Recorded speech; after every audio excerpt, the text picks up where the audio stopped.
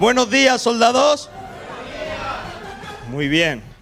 Algunos se han levantado tarde hoy, pero no os preocupéis, porque eso lo vamos a corregir en el cuartel. Como sabéis, ha estallado la guerra. Y en esta vida tan cómoda a la que nos hemos acostumbrado en Occidente, y este cristianismo tan light que muchas veces vivimos, hacen que no estemos preparados para enfrentar esto que se está viniendo ahora. Pero no os preocupéis, habéis venido al lugar adecuado. Aquí tenemos una academia que está avalada por el libro más vendido de la historia y hemos renovado el armamento.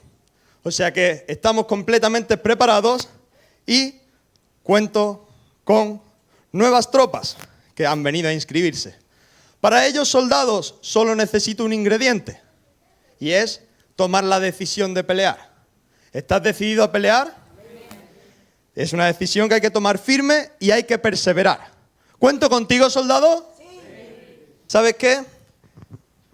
Esto es una manera un poco de representar, pero es real que estamos en una guerra. Todos sabemos que estamos en una guerra. Ayer con los jóvenes comentábamos, no tenía un disfraz tan chulo, pero con los jóvenes ya empezamos a hablar un poco de esto, ¿no? Y en este ejército, en esta nueva guerra que ha desatado, nosotros tenemos un decálogo, ¿vale?, que nos sirve como normas, como patrón para el ejército. ¿Alguien sabe cuál puede ser ese decálogo? Los 10 mandamientos. ¿Alguien sabe en qué parte de la Biblia tenemos los 10 mandamientos? En Éxodo y... ¿dónde más? Y en Deuteronomio 5, ¿verdad? Entonces yo no quiero que entremos en todo el decálogo. Vamos a leer el primero y solo con el primero ya vamos a ver un poco lo que se avecina. Podéis leerlo en Deuteronomio capítulo 5, versículo 7... o en Éxodo capítulo 20, versículo 3. Coged el que queráis, dice exactamente lo mismo.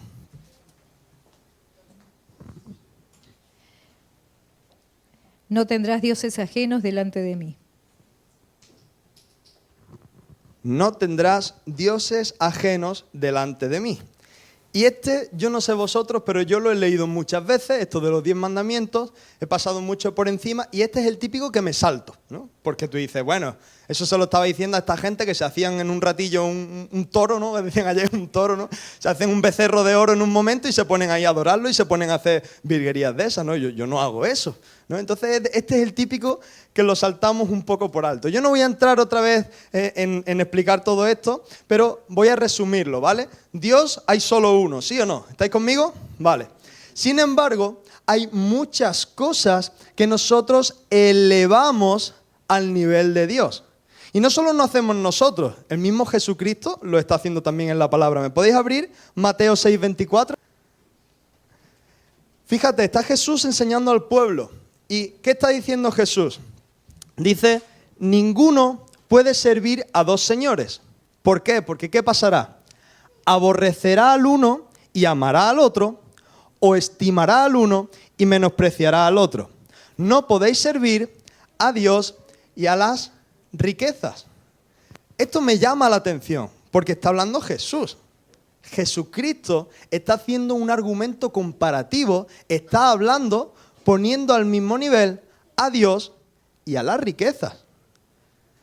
Entonces, fíjate qué llamativo esto de poder entrar a comparar algo que es Dios. Y ¿sabes qué? Obviamente, Jesucristo no está elevando las riquezas al nivel de Dios. Dios está en lo más alto, ¿no? Él sabe que Dios está por encima, pero Él le está hablando a un pueblo que para ellos no está por encima. Para ellos las riquezas son equiparables a Dios. Para ellos o para las personas que estuviera hablando, ¿no? Y cuando pones algo equiparando al nivel de Dios, lo que pasa es que vas a aborrecer uno y vas a amar otro. Quizás estás amando mucho la riqueza, entonces estás aborreciendo a Dios, ¿no? Estimará al uno y menospreciará al otro, le quitará valor al otro. Entonces, eso es lo que podemos hacer con cualquier cosa que nosotros elevemos a la categoría de un Dios. Y eso es lo que está hablando cuando dice, no pongáis dioses ajenos delante de mí, ¿no? Cuando nosotros hablamos de dioses ajenos, como digo, no hay nada que equipare el nivel a Dios. En lo que Dios es. Dios va a seguir siendo Dios, por mucho que tú lo quieras comparar a cosas. Pero dentro de nosotros sí puede perder esa batalla. dentro de nosotros, cuando equiparamos a Dios y a cualquier otro Dios ajeno al que nosotros estemos comparando, quizá en esa batalla Dios sí pueda perder, pero porque nosotros estamos dándole más valor a uno que a otro. ¿Me entendéis todos? ¿Estamos aquí? Entonces hay que tener cuidado con esto. ¿Por qué? Porque aunque Dios no va a perder nunca, Dios sí puede perder en ti, dentro de nosotros mismos, ¿no? Y tenemos que entender que esa es la batalla a la que nos estamos enfrentando, ¿no? Ayer veíamos con los jóvenes que hay 4.200 religiones en el mundo. Y muchas de ellas son politeístas, o sea que tienen más de un Dios. O sea que no supimos dar el número de dioses, pero hay muchos. Y todos estos, bueno, pues al final son dioses, ¿no? O dioses que se inventan o lo que sea, pero es gente que va adorando a lo mejor una cosa ficticia. Pero luego aquí, por ejemplo, Jesucristo está hablando de las riquezas, que es algo físico, es algo material. Y también hay muchos dioses que son cosas reales y son cosas físicas a los que nosotros le damos esa categoría, ¿sí? Entonces, este primer mandamiento está diciendo, no tengáis dioses ajenos delante de mí. Eso está diciendo que nada ocupe ese lugar, ¿no? Y yo quiero hacer una pregunta. De todas estas cosas, ayer salieron dioses muy interesantes. Esto lo hemos titulado Guerras Modernas porque algunos decían que lo que equiparaba a Dios era el móvil, ¿no? El smartphone. Y salía la música, los youtubers y salían un montón de cosas, ¿no? Esos son los dioses que hay ahora en la modernidad, ¿no? Pero siguen siendo distintas guerras, ¿no? Y de todas las religiones, de todos los dioses, sean físicos o sean ficticios, ¿cuál creéis que es el que le hace más competencia a Dios? ¿Cuál creéis que es el que le da más pelea? ¿La riqueza? ¿El dinero? No. ¿El poder? Tampoco. El mayor Dios que hace la competencia a Dios es el hombre.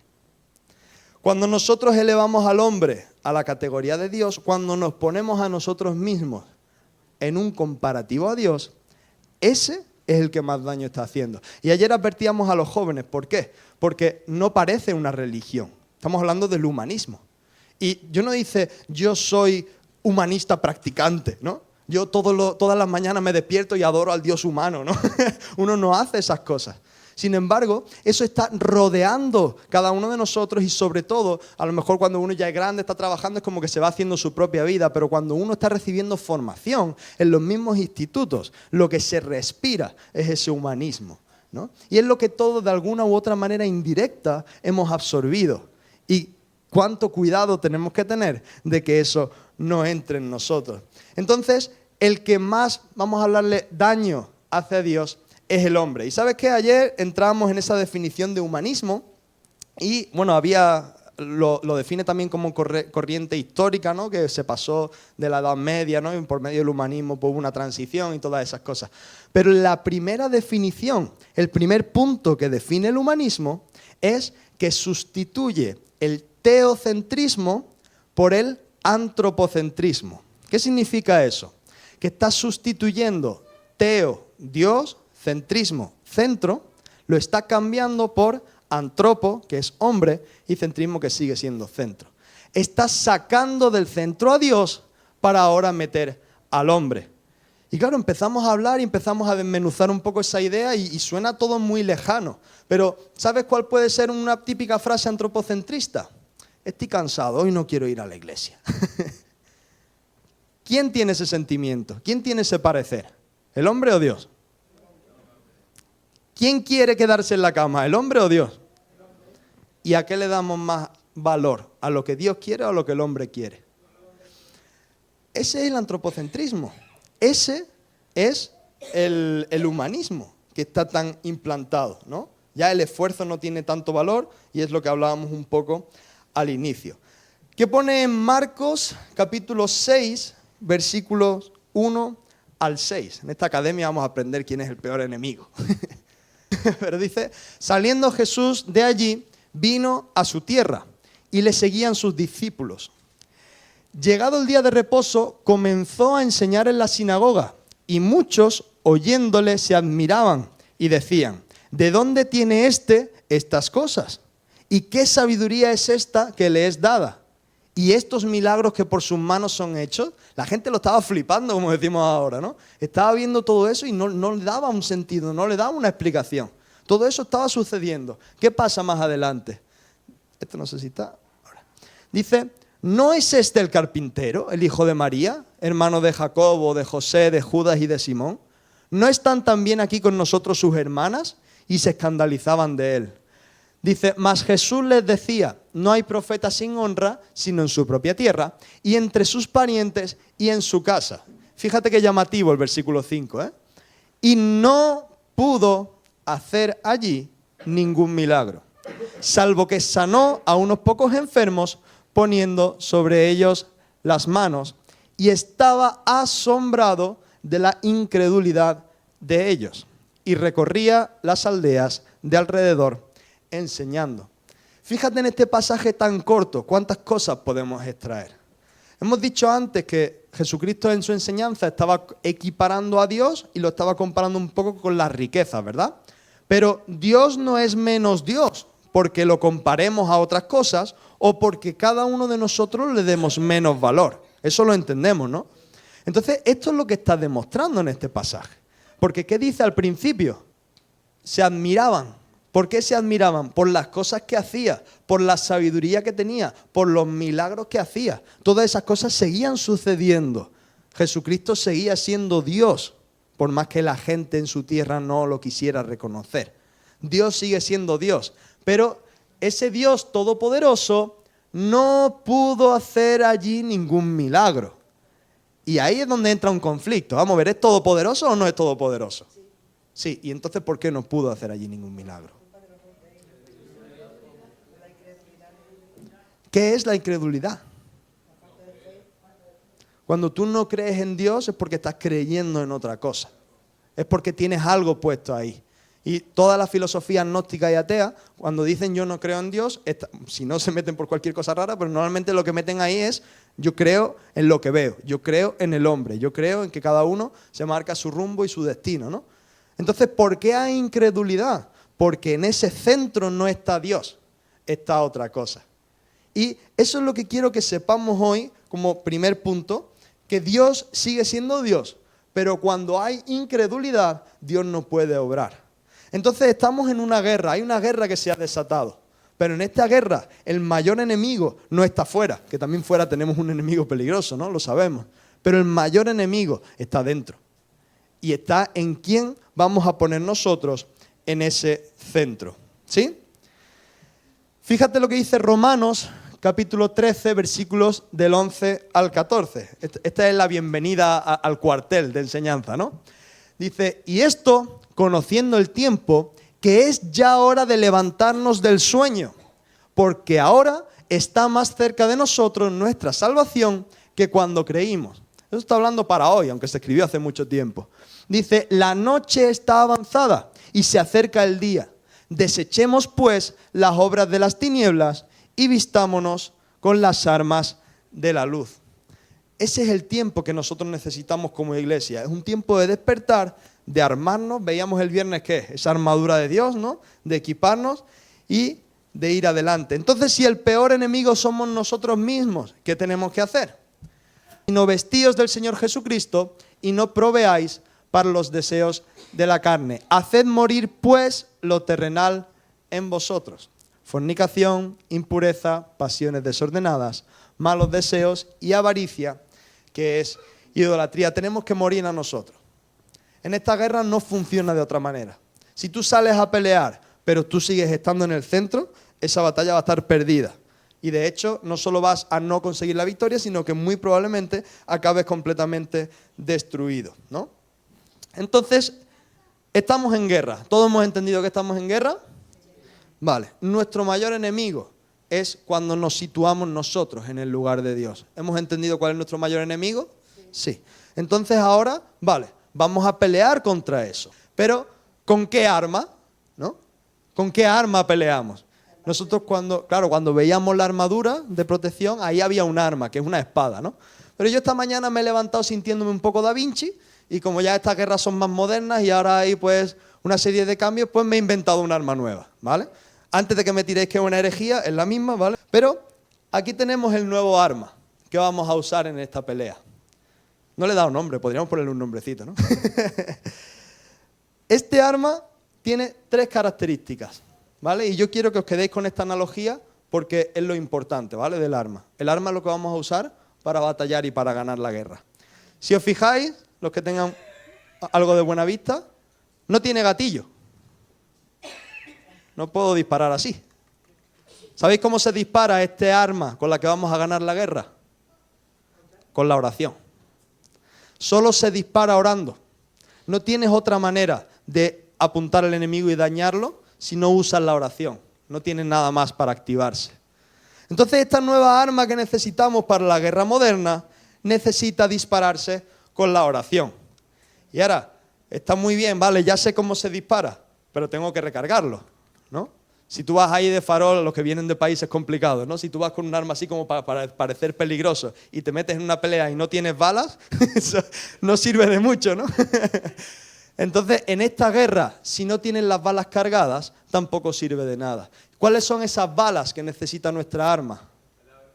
La palabra de Dios. La palabra sigue siendo lo único que surge efecto contra el enemigo. La palabra sigue siendo lo único que va a penetrar hasta lo más profundo y va a eliminar lo que no tiene que estar. Entonces sabemos que se dispara orando. No podemos activar de otra manera para ganar esta batalla. Y sabemos que tenemos que estar cargados de la palabra de Dios para que surja algún efecto. Entonces en esta nueva arma tenemos un disparador y tenemos las balas. Y luego hay otro detalle de los que sepan algo de armamento o de batallas, ¿no? Y es que por mucho que yo tenga, claro, me está diciendo, apunta bien, me dicen por ahí, ¿no? Si yo tengo las balas puestas y yo sé cómo disparar, pero empiezo un poco así, ¿no? El enemigo no va a ser dañado y a lo mejor causo muchos otros daños, ¿no? Y eso tristemente es lo que ha pasado en años y años y años de historia de cristianismo que no han pasado por esta escuela. ¿Por qué? Porque empiezan a disparar para todos lados. Sí, disparan con oración. Sí, disparan la palabra de Dios. Hay algunos versículos que entran bien en cualquier lado, ¿no? Pero qué malo es cuando no estamos apuntando al lugar correcto. ¿Y sabes cuál es esa mira que tenemos en esta nueva arma? ¿Qué es lo que nos permite a nosotros apuntar? El Espíritu Santo.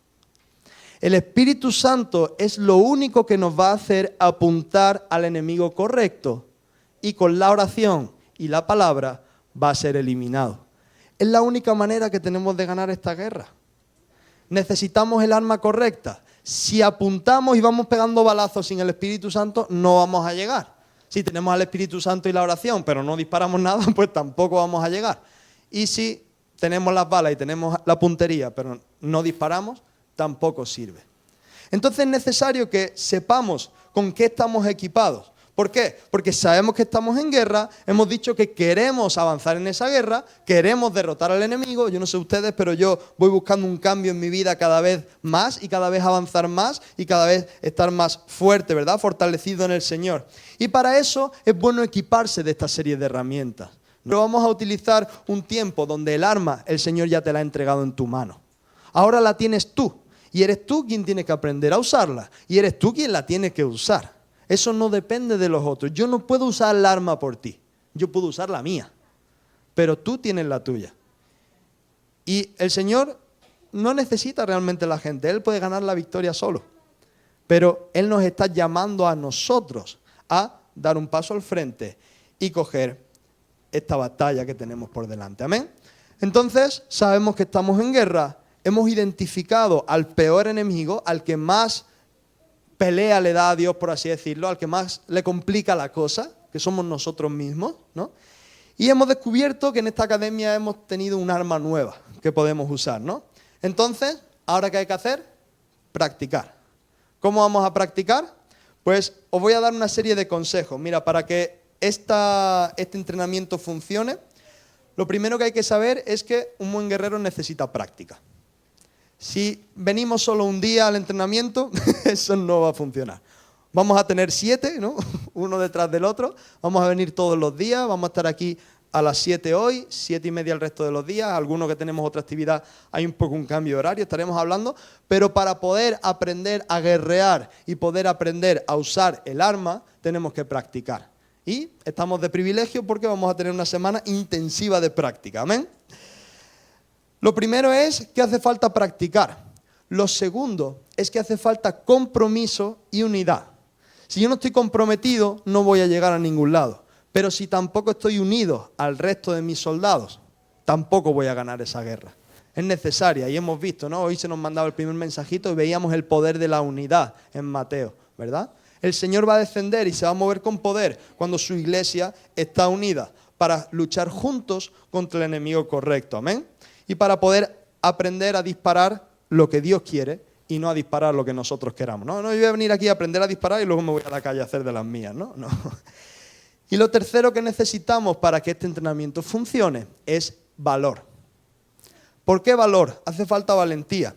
Porque hemos dicho que el Espíritu Santo es aquel que nos va a ayudar a apuntar hacia el lugar correcto. Y hemos dicho que el enemigo más grande está en nuestro interior. Entonces, muy probablemente, y te digo muy probable porque a mí me ha pasado, así que no creo que tú vayas a ser diferente, muy probablemente cuando el Espíritu Santo te lleve a apuntar, va a salir algo de dentro tuya que no sabías a lo mejor que estaba. O quizás sale algo que amas mucho, pero está ahí para hacerte daño, ¿no? Entonces, tenemos que tener el valor suficiente de armarnos de Dios y decir, no, vamos a lo que Dios quiere. ¿Sabes qué? En este decálogo hablamos de los 10 mandamientos, hablamos de la palabra de Dios. Todo lo que pone ahí, todo, absolutamente todo, es por amor a nosotros. Y cuando Dios te está diciendo que las riquezas son malas, no te está diciendo, ya no te vas a poder comprar el Ferrari, ¿no? Te aguantas, ¿no? Te jorobas, no. Está diciendo que eso te va a hacer daño. Está diciendo que eso te va a destruir y te está previniendo de un dolor, te está previniendo de una destrucción. Todo lo está haciendo por amor. Entonces, en el momento en el que el Espíritu Santo apunta a algo que está dentro de nosotros, tenemos que tener el valor de decir, eso es lo que hay, pues yo quiero ganar esta guerra. Hay que destruirlo. En oración, con el Espíritu Santo y con la palabra, pero hay que destruirlo, ¿no? Como bien sabemos, nosotros no vamos a ir a asesinar a nadie, ¿no? No luchamos contra carne ni sangre, sino que, dice, pues aunque andamos en la carne, no militamos según la carne, porque las armas de nuestra milicia no son carnales, sino poderosas en Dios para la destrucción de fortalezas, derribando argumentos y toda altivez que se levanta contra el conocimiento de Cristo y llevando cautivo, ¿sabéis lo que es cautivo? Llevando prisionero todo pensamiento a la obediencia a Cristo. Hemos hablado antes de teocentrismo y antropocentrismo. ¿Quién es el que dice, yo paso de venir a la oración? ¿Dios o el hombre? El hombre. Entonces, si quiero obedecer a Dios, tengo que llevar cautivo el pensamiento y volver a situar a Dios en el centro, ¿no? El enemigo ha entrado. Siento comunicaros esta noticia, pero el enemigo ha entrado. Ha entrado en la iglesia, ha entrado en la iglesia somos nosotros y nosotros muchas veces tenemos estos pensamientos. Entonces ha ocupado el lugar que no le pertenece y se ha sentado en el trono. En esta guerra tenemos que ir a reconquistar lo que es de Dios. Tenemos que levantarnos con valor y ir a volver a plantar la bandera de Jesucristo en nuestro interior y en la guerra que nos rodea. ¿Amén? Entonces, quiero hacerte esta pregunta y con esto terminamos. ¿Cuento contigo para esta semana de preparación de batalla? Esto va a ser un entrenamiento arduo, ¿eh? Este entrenamiento lo comenzamos hoy a las 7. Lo comenzamos ahora, ¿no? ¿Sabes cómo podemos comenzar nosotros a decirle, Señor, yo quiero estar ahí, dando un paso adelante? Cuando nosotros decimos venimos al altar, no es que aquí sea un sitio especial, como tiene un pase premium, ¿no? Sino que es una manera simbólica de decirle al Señor que doy un paso adelante porque quiero ir en su ejército, porque quiero luchar por las cosas de su reino, porque quiero avanzar y dejar de estar yo en el centro y dejar de mirar mi propio ombligo y empezar a ver qué es lo que Dios quiere. Porque eso es lo que Dios está necesitando de nosotros. ¿Sabes qué? En toda la Biblia entera, Dios solo busca dos cosas. ¿Sabéis qué cosas son? Lo primero que busca son adoradores que le adoren en espíritu y en verdad. Y lo segundo que busca, no lo dice en ningún sitio más en la Biblia que Dios esté buscando eso del hombre. Lo segundo que busca es gente que se ponga en la brecha. Y yo no sé tú, pero yo quiero ser de esos dos.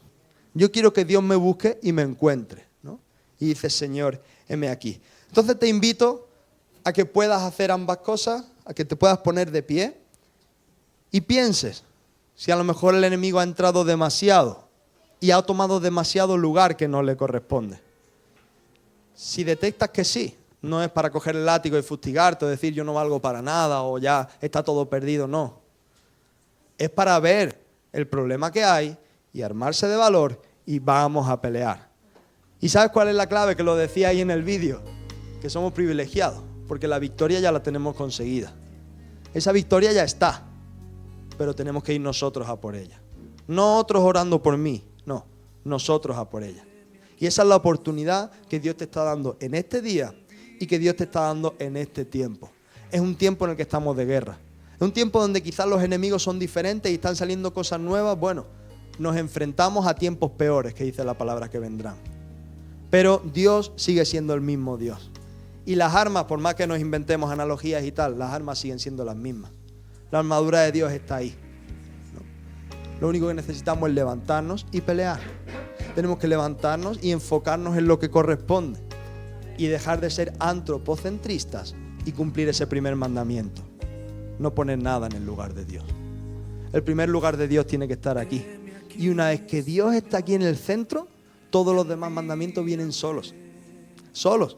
Son 10, he leído el primero y no me hace falta más.